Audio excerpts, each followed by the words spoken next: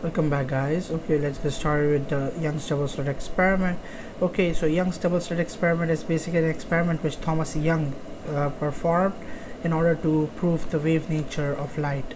Okay, wave nature of light is supported by this experiment.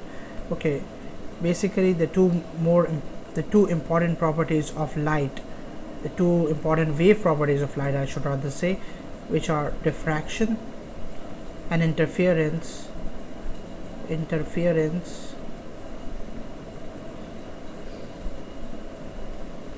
are demonstrated by this experiment.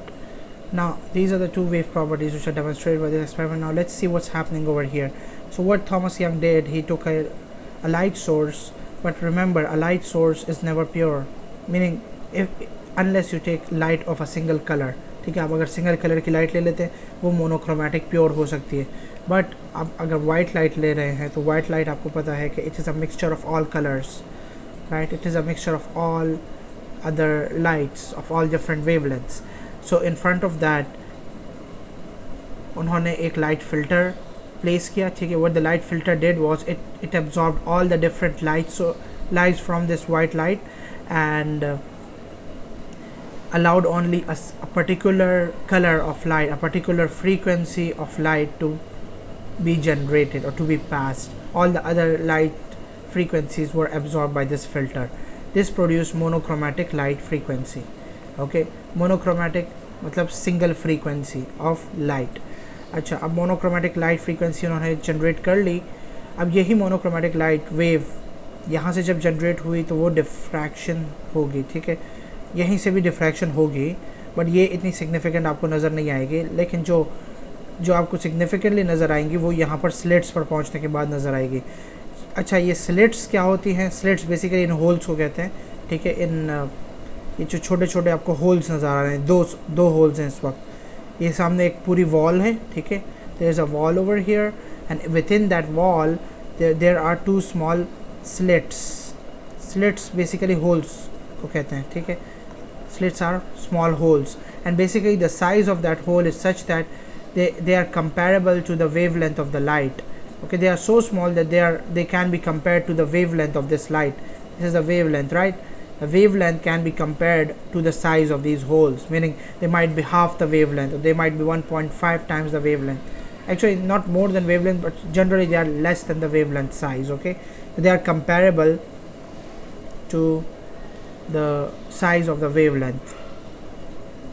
Well, एक reason पहले ये भी था कि ये एक्सपेरिमेंट इससे पहले परफॉर्म क्यों नहीं हो पा रहा था. वो ये वजह थी कि जो स्लिट साइज़ ले रहे थे ना वो काफ़ी लार्ज था, वो कंपेरेबल नहीं था वेवलेंथ से कंपेरेबल नहीं था, जिसकी वजह से डिफ्रैक्शन नहीं हो पा रही थी. अब once that happens, once the slit size taken is the right one, these waves after reaching the slits they split into two waves. Each of these slits they now behave as an independent light source, meaning अब ये दोनों जो है वो light source की तरह behave कर रही हैं. लेकिन एक बात आप याद रखिएगा, जो दोनों वेव्स यहाँ से जनरेट हो रही है ना, ये दोनों वेव्स सेम टाइम पे जनरेट हो रही है. दोनों जो मैंने येलो लाइंस बनाई हुई हैं यहाँ पर, सिर्फ येलो लाइंस पर फोकस करें, अभी बाकी की डायग्राम छोड़ दें. ठीक है, ये येलो लाइंस जो हैं ये आपकी क्या कहते हैं, ये सेम टाइम पे प्रोड्यूस हो रही हैं. इनको हम कहते हैं कोहेरेंट वेव्स. अच्छा, what are coherent waves? Well, coherent waves की डेफिनेशन पर अगर मैं आ जाऊँ तो by definition coherent waves are those waves that can maintain a constant phase difference between them. मतलब ये वाली वेव और ये वाली वेव जो है, ये चाहे जितनी भी आगे चली जाए, इनके बीच में एक कांस्टेंट फेज डिफरेंस रहेगा. ठीक है, फेज डिफरेंस की मैं बात कर चुका हूँ पहले ही. अब अगर इनके बीच में कांस्टेंट फेज डिफरेंस रहेगा तो ये कोहेरेंट वेव्स है, और जो कोहेरेंट वेव्स होंगे वही आपका डिफ्रैक्शन वही आपकी इंटरफेरेंस परफॉर्म करेगी सामने स्क्रीन पर. अब ये सामने यंग्स ने स्क्रीन लगा दी थी. ठीक है, थॉमस यंग ने यहाँ पर एक स्क्रीन लगा ली थी एंड स्क्रीन के बीच का जो डिस्टेंस है उसे हम सिम्बोलाइज कर लेते हैं L से. ठीक है, distance from the slits to the screen is symbolized by L. A distance in between the slits is symbolized by the lower case d, मतलब small d से हम represent करते हैं इन slits के बीच में जो distance है इसको. और जो स्लिट से स्क्रीन तक का डिस्टेंस है उसे कैपिटल एल से रिप्रेजेंट करते हैं, ठीक है। ये दो हो गए। अच्छा, यहाँ पर सामने जब स्क्रीन पर देखा तो यहाँ पर एक कंटिन्यूस लाइट सोर्स की जगह एक मल्टीपल फ्रिंजेस नज़र आई, ठीक है। फ्रिंजेस मतलब एक स्मॉल रीजन नज़र आया जो कि ब्राइट था, और फिर उसके फ़ौरन बाद एक डार्क रीजन नज़र आया, फिर ब्राइट, फिर डार्क, फिर ब्राइट, फिर dark and bright and so on. और ये इस सेंट्रल लाइन, अच्छा ये लाइन जो मैंने बनाई है ना, it's in between these two slits, it's the midpoint of these two slits. From the midpoint of these two slits perpendicularly to the screen, relative to this line there are bright fringes above the line and there are bright fringes below the line, and even at the placement of this line there is a bright fringe observed. Bright fringe meaning a bright area is observed. This bright area is a resultant of interference in between these two waves. Okay, why will we get bright areas? Well, reason उसका ये है कि जब दो waves का crest और crest एक दूसरे के ऊपर lie करता है तो उनकी जो resultant wave बनती है इंटरफियरेंस के बाद, उसका जो एम्पलीट्यूड होता है या जो उसका डिस्प्लेसमेंट होता है वो इंडिविजुअल वेव्स के डिस्प्लेसमेंट का सम होता है, राइट। तो since it's the sum of the individual waves displacement, therefore it is a bright fringe, it is a larger amplitude आपके इंटेंसिटी को रिप्रेजेंट कर रहा है, राइट। तो मोर इंटेंस ब्राइट फ्रिंज आपको यहाँ पर नज़र आएगी, और ये ब्राइटेस्ट फ्रिंज होगी आपकी, ठीक है। जो ये सेंट्रल, अच्छा इस सेंट्रल फ्रिंज के दो तीन नाम हैं, इसको ब्राइट फ्रिंज तो कहते ही हैं, इसको सेंट्रल मैक्सिमा भी कहते हैं, central maximum. Maxima is for plural but maximum is for singular, so ये सेंट्रल मैक्सिमम कहते हैं इस वाले रीजन को। इसको ऑर्डर से भी रिप्रेजेंट करते हैं, इसे कहते हैं zeroth order maximum, zeroth order maximum, ठीक है। ऑर्डर को रिप्रेजेंट करते हैं सिंबल m से, m की वैल्यू होती है 0। Well, order is nothing but a number two represent the position, okay, it's also just a number. तो जो सेंट्रली लोकेटेड मैक्सिमम होगा उसका ऑर्डर होगा 0। अब relative to this if you go above it तो ऑर्डर बढ़ता चला जाएगा, 1 2 3 4 एंड सो ऑन, और नीचे आते जाएंगे तो ऑर्डर कम होता चला जाएगा, -1 -2 -3, बट ये नेगेटिव साइन हम यूजुअली इग्नोर कर देते हैं, ठीक है, कैलकुलेशंस में, एंड सो ऑन। अब ये सारे आपके ऑर्डर्स बन गए। हर एक पोजीशन पर जो भी मैक्सिमम है उस मैक्सिमम का एक स्पेसिफिक ऑर्डर होगा, ठीक है। ऊपर जाएंगे तो पॉजिटिव और नीचे आएंगे तो नेगेटिव। अच्छा, ए लेवल्स वाले जो हैं उन्होंने ये नेगेटिव साइन नहीं पढ़ा होगा तो वो कोई इशू नहीं है, वही चीज़ है, ठीक है। आप यहाँ नीचे आएंगे तो पहला जो मैक्सिमम होगा वो फर्स्ट ऑर्डर होगा, तो दूसरा होगा वो सेकंड ऑर्डर होगा, ठीक है, सेम थिंग। अब इसको सेंट्रल ब्राइट फ्रिंज कहते हैं, इसे ज़ीरोथ ऑर्डर मैक्सिमम भी कहते हैं, एंड ये हमेशा ब्राइट होता है। एंड हाँ, एक और बात बता दूँ, इन रीजन्स को, ये ब्राइट फ्रिंजेस जो हैं इन्हें मैक्सिमम इसलिए कहते हैं क्योंकि यहाँ पर आपकी होती है constructive interference, constructive interference occurs over here. Achha, constructive interference is basically when the resultant wave has a displacement which is larger than the individual waves. ये जो दो individual waves थी का जो भी displacement था, जो resultant wave बनी इनके interfere करने के बाद, इनके overlap करने के बाद उसका जो displacement होगा वो इन दोनों से larger होगा, ठीक है। इसलिए हमारे पास एक maximum बन जाता है, ठीक है। इसलिए इसे maximum इसी वजह से कहते हैं क्योंकि ये एक बड़ा वाला रीजन बन जाता है, एक बड़ा एम्पलीट्यूड आ जाता है यहाँ पर, मीनिंग एक लार्जर इंटेंसिटी आ जाती है हमारे पास, clear. And similarly immediately after this bright fringe comes a dark fringe, ठीक है। ये जो डार्क फ्रिंज होती है ना, ये डार्क फ्रिंज अराइज होती है due to destructive interference. Destructive interference is when the crest lies over the trough फियरेंस, ठीक है। एक वेव का क्रेस्ट हो, दूसरे वेव का ट्रफ हो, तो फिर क्या होगा, वेव्स एक दूसरे को बिल्कुल कैंसिल आउट कर देंगी, ठीक है। They will cancel each other out and you will get no wave या फिर लेस ब्राइट फ्रिंज। अच्छा, ये बिल्कुल कैंसिल आउट तब करेंगी जब ये वेव्स बिल्कुल यहाँ पर पहुँचते पहुँचते आउट ऑफ फेज़ हो जाएं, कम्प्लीटली आउट ऑफ फेज़ हो जाएं, ठीक है। लेकिन अगर वो कम्प्लीटली आउट ऑफ फेज़ नहीं होंगे और एक वेव ऊपर वाली लाई कर रही होगी और दूसरी वेव नीचे वाली लाई कर रही होगी कुछ इस तरह से, तो फिर भी जो रिजल्टेंट बनेगा वो लेस ब्राइट होगा। मतलब जो रिजल्टेंट होगा वो डिपेंड करेगा कि अब कैसी वेव बन रही है। जैसे फॉर इंस्टेंस यहाँ पर यूजुअली मैं ये एग्ज़ाम्पल नहीं देना चाहूँगा क्योंकि ये ए लेवल्स की एग्ज़ाम्पल है। जनरली जब ए लेवल्स में थोड़ी डिटेल से चीज़ें पढ़ते हैं तो इसलिए ये एग्ज़ाम्पल्स भी दे देते हैं, लेकिन ये एप्टीट्यूड के लिए इतनी डिटेल में जाने की ज़रूरत नहीं होती, तो मैं आपको फिर भी दे देता हूँ। ये बेसिकली अगर एक वेव आगे से शुरू हो रही है और दूसरी वेव पीछे से शुरू हो रही है, मतलब क्रेस्ट के ऊपर क्रेस्ट और ट्रफ के ऊपर ट्रफ नहीं, बल्कि कुछ इस टाइप की वेव्स हैं, मतलब आउट ऑफ फेज़ भी नहीं है और इन फेज़ भी नहीं है, तो फिर क्या होगा, फिर जो रिजल्टेंट आप बनाएंगे तो उनके बस एम्पलीट्यूड्स को सम करके आप रिजल्टेंट वेव बनाएंगे, ठीक है। ये जो येलो वेव है इसका एम्पलीट्यूड कितना है, +a, और जो ब्लू वेव है, सॉरी जो वाइट वेव है, वाइट ये वाली, इसका एम्पलीट्यूड इस पॉइंट पे 0 है, राइट। तो रिजल्टेंट का एम्पलीट्यूड इस पॉइंट पे क्या बनेगा, 0 + a एम्पलीट्यूड बनेगा। आप यहाँ पर पहुँचेंगे तो यहाँ पर इन दोनों का ये जो भी हाइट है इनकी, उन दोनों को आप ऐड करेंगे, उसकी डबल हाइट का एम्पलीट्यूड बन जाएगा।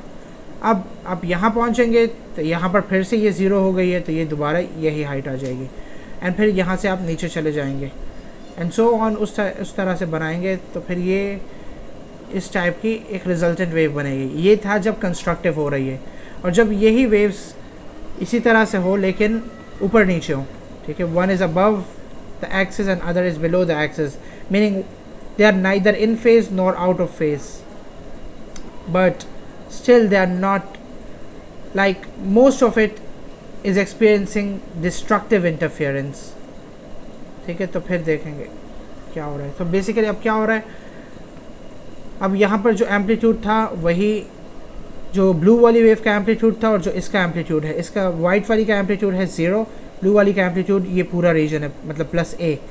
तो यहाँ से स्टार्ट होगी तो यहाँ पहुँचेंगे, क्योंकि ये नेगेटिव एम्पलीट्यूड है, ये 0 है, अच्छा सॉरी यहाँ नहीं, नेगेटिव एम्पलीट्यूड वो 0 है, तो ये वेव यहाँ आ जाएगी, इस तरह से कुछ वेव बनेगी।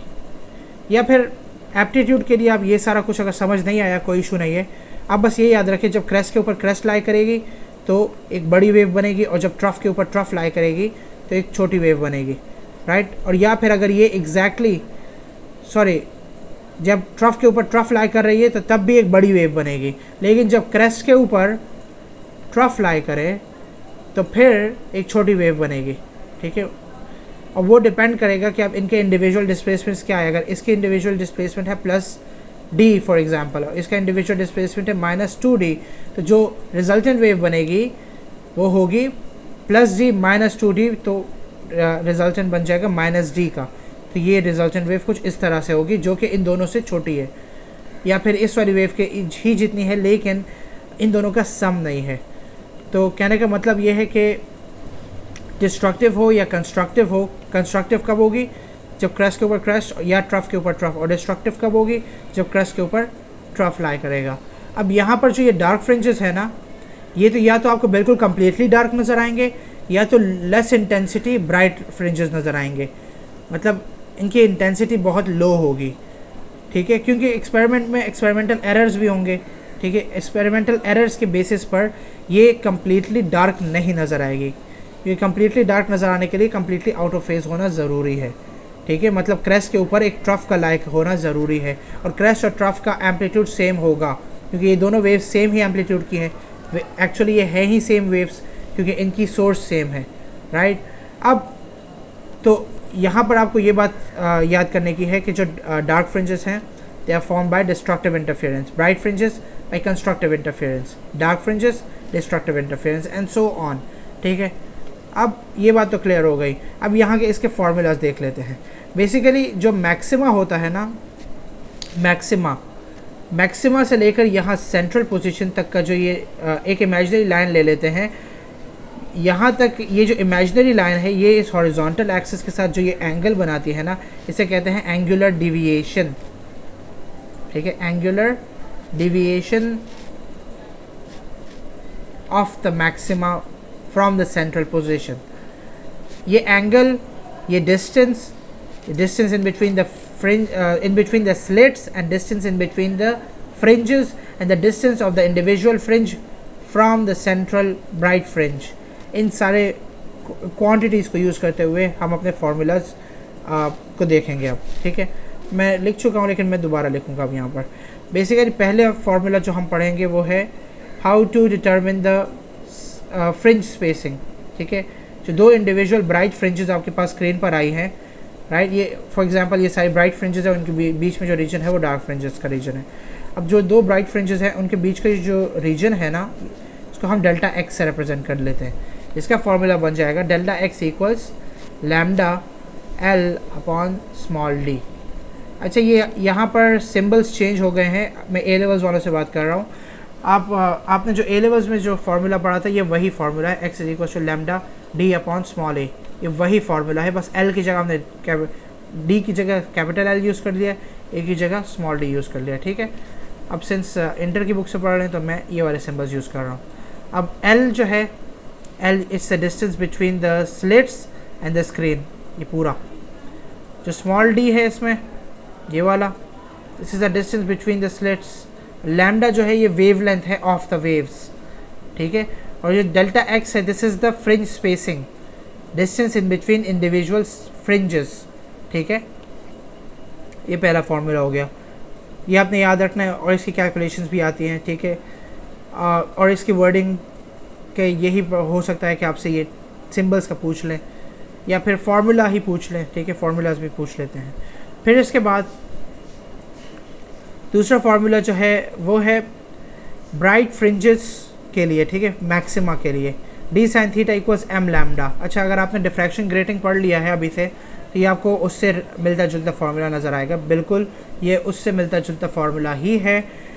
वैसे d sign theta equals m lambda, अब इसमें ये एक एक टर्म है। डी तो आपको पता है कि ये फ्रिंज स्लिट स्पेसिंग है, एम आपको मैं बता देता हूँ कि क्या है। लैम्डा जो है ये वेवलेंथ है, और थीटा जो है ये इसी एंगल की वैल्यू है। ठीक है, अच्छा, यूजुअली एग्जामिनर आपको कोई ऐसी वैल्यू देगा जो कि आपको पता हो पहले से, जिसके साइन जैसे 30 हो गई या 60 हो गई या 90 हो गई, वो कोई ऐसी वैल्यू नहीं देगा जो कि कैलकुलेटर से आपको निकालनी पड़ जाए। ठीक है, एम जो है ये ऑर्डर है, ऑर्डर ऑफ द मैक्सिमा। ठीक है, ऑर्डर ऑफ मैक्सिमा। आप अगर ये ब्राइट सेंट्रल ब्राइट फ्रिंज की बात कर रहे हैं तो इसका ऑर्डर क्या हो जाएगा 0। फर्स्ट ब्राइट फ्रिंज की बात करें तो ऑर्डर क्या हो जाएगा 1। अब इस केस में मैंने जो ये रेड लाइन बनाई है ना, ये रेड लाइन जा रही है सेकेंड ऑर्डर मैक्सिमम तक। तो अगर मैं इस रेड लाइन के हिसाब से देखूँ तो ये एंगल थीटा की जो भी वैल्यू होगी उसे यहाँ प्लग इन करूँगा, जो ये distance in between the slits होगा उसको मैं यहाँ प्लग इन कर दूँगा। एम जो होगा ये ऑर्डर होगा। ठीक है, जो इस केस में होगा 2, और लैम्डा हम निकाल सकेंगे फिर इस तरह से। ठीक है, यूजुअली ये फार्मूला होता है वेवलेंथ कैलकुलेट करने के लिए। ठीक है, तो d sign theta equals m lambda is for bright fringes only. चाहिए डार्क फ्रिंजेस के लिए यूज़ नहीं होगा, डार्क फ्रिंजेस का अलग फार्मूला है। D sign theta equals m lambda, m represents the order of the maximum, theta represents the angular deviation from the mean, d represents the distance in between the slits, and lambda represents the wavelength of the wave. ये is for bright fringes only, मतलब maxima के लिए। तो यहाँ m की value जो होगी जो ऑर्डर होगा ये आप मैक्सिमम का प्लेस करेंगे। अब आप अगर डार्क फ्रिंज की बात करें, डार्क फ्रिंज यानी ये लाइन यहाँ ब्राइट फ्रिंज की जगह इन दोनों फ्रिंजेस के बीच में डार्क फ्रिंज तक जा रही होती, तो उस केस में क्या करते हैं? उस केस में अगर आपको वेवलेंथ निकालनी होती तो बेसिकली आप अगर देखें दो फ्रिंजेस के बिल्कुल बीचों बीच अगर आना है तो उन दोनों फ्रिंजेस का मिड पॉइंट होगा, राइट। मतलब इस फ्रिंज की जो भी लेंथ, मतलब जो फ्रिंज स्पेसिंग है उसका हाफ, राइट। हाफ से याद रखें कि जो डार्क फ्रिंजेस से अगर आपको ये डिस्टेंस कैलकुलेट करना है या वेवलेंथ कैलकुलेट करनी है, या डार्क फ्रिंज से आपको अगर एंगल दिया हुआ है तो फिर आपने जो फार्मूला यूज़ करना है उसमें बस सिर्फ डिफरेंस ये होगा कि यहाँ m लिखा है ना, d sine theta as it is रहेगा, m की जगह आप m के साथ हाफ ऐड कर दें बस, लैम्डा। हाफ का आइडिया ये है कि क्योंकि डार्क फ्रिंज जो होती है वो दो ब्राइट फ्रिंजेस के मिडवे होती है, दो ब्राइट फ्रिंजेस के बीचों बीच होती है, that's why it's the distance in between the two fringes. ठीक है, तो आप अगर m की वैल्यू की अगर आप बात करें तो m की ये 0 है, तो इसके बाद डार्क फ्रिंज पर आप आएंगे तो ये 0.5 हो जाएगी, फिर ब्राइट फ्रिंज पे आएंगे तो m की वैल्यू हो जाएगी 1, फिर डार्क फ्रिंज पे 1.5, फिर ब्राइट फ्रिंज पे 2, फिर डार्क फ्रिंज पे 2.5, फिर ब्राइट फ्रिंज पे 3। तो ये जो 0.5 है ना, जनरल फार्मूला, जो कि जनरल फार्मूला यही है, D sign theta equals m lambda ही है formula, but this is just a generalisation for dark fringes specifically. जो डार्क फ्रिंजेस का वो जो 0.5 यूनिट्स का डिफरेंस है ना, वो इसमें कॉम्पेंसेट कर देते हैं। ठीक है, अच्छा ये सारी चीज़ आप इंटर या ए लेवल्स का एग्ज़ाम तो दे नहीं रहे हैं। ठीक है, तो वो आपसे रीजनिंग नहीं पूछेंगे, आपसे सिर्फ और सिर्फ MCQs बेस्ड क्वेश्चंस होते हैं, उसमें रीजनिंग नहीं आती, आपको बस फार्मूलाज पता होने चाहिए। ठीक है, तो this is for dark fringes only, मतलब इस फार्मूला की रीजनिंग नहीं आती कि यह हाफ क्यों डाला है। ठीक है, मतलब डेरिवेशन नहीं आती। ठीक है, फॉर डार्क फ्रिंजेस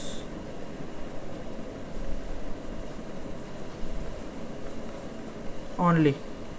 ठीक है, तो अगर आप डार्क फ्रिंज से आपको एंगल दिया हुआ है ना, तो फिर आपकी m की वैल्यू जो है वो जो उसके उस डार्क फ्रिंज के साथ जो ब्राइट फ्रिंज होगी वहाँ से आप लेंगे। ठीक है, पर जनरली ये फार्मूला यूज़ करने को की ज़रूरत नहीं पड़ती, इस फार्मूला से ही काम चल जाता है, क्योंकि जनरली वो डार्क फ्रिंज, अच्छा हाँ, यहाँ जो MCQ आता है वो डार्क फ्रिंज का आपसे पूछ लेते हैं कि फॉर कैलकुलेशन, मतलब wording would be somewhere along the lines के to calculate the wavelength given that the angle is from the dark fringe, which of the following formula is suitable, तो फिर आपने ये फार्मूला यूज़ करना है, but generally इस formula से काम चल जाता है। ठीक है, अच्छा यहाँ पर ये जो एंगल है ना, ये वाला, this is from the dark fringe this time. ठीक है, क्योंकि आप m की वैल्यू वही डार्क फ्रिंज से मेजर कर रहे हैं। फिर इसके बाद दो और फार्मूलास करने हैं। अब ये तो था distance relative to the main position, मतलब दोनों स्लिट्स के बीच का जो डिस्टेंस है, यहाँ से आप m की वैल्यू के रिस्पेक्ट से देख रहे हैं। अब अगर आप इसकी जगह सेंट्रल पोजीशन से डिस्टेंस देखें तो वो डिफरेंट होगा। तो ये सेंट्रल पोजीशन है ना, m इज इक्वल टू 0, सो आप सेंट्रल पोजीशन से अगर आप फर्स्ट मैक्सिमम की बात करें तो ये वाला जो लेंथ है ना, ये आपकी वो हो जाएगी, क्या कहते हैं, अब तो फ्रिंज स्पेसिंग हो जाएगी, क्योंकि आप दो फ्रिंजेस के बीच का डिस्टेंस ले रहे हैं। लेकिन अगर आप कोई लंबा डिस्टेंस ले रहे हैं, फॉर एग्जांपल ये पूरा डिस्टेंस ले रहे हैं, ठीक है, थर्ड फ्रिंज तक, तो इसकी प्लेसमेंट के लिए ये वाला जो डिस्टेंस है ना आपके पास, 0th फ्रिंज से लेकर थर्ड फ्रिंज तक, इसको हम रिप्रेजेंट कर सकते हैं YB से। ठीक है, मतलब इसको मैं यहाँ लिख लेता हूँ YB। Y जो है ये डिस्टेंस है from the central maximum to the desired maximum. ठीक है, इस केस में हम m इज़ इक्वल टू 3 की बात कर रहे हैं। इसके लिए एक फार्मूला यूज़ करते हैं, वो इसी फार्मूला से मिलता जुलता है, लैम्डा L अपॉन D से ही। y is equal to lambda L upon small d multiplied by m। अच्छा, ये मैंने क्या कर दिया, आपको ये पता है ना कि x is equal to lambda L upon D जो होता है, ये x, this is the fringe spacing, distance in between individual fringes.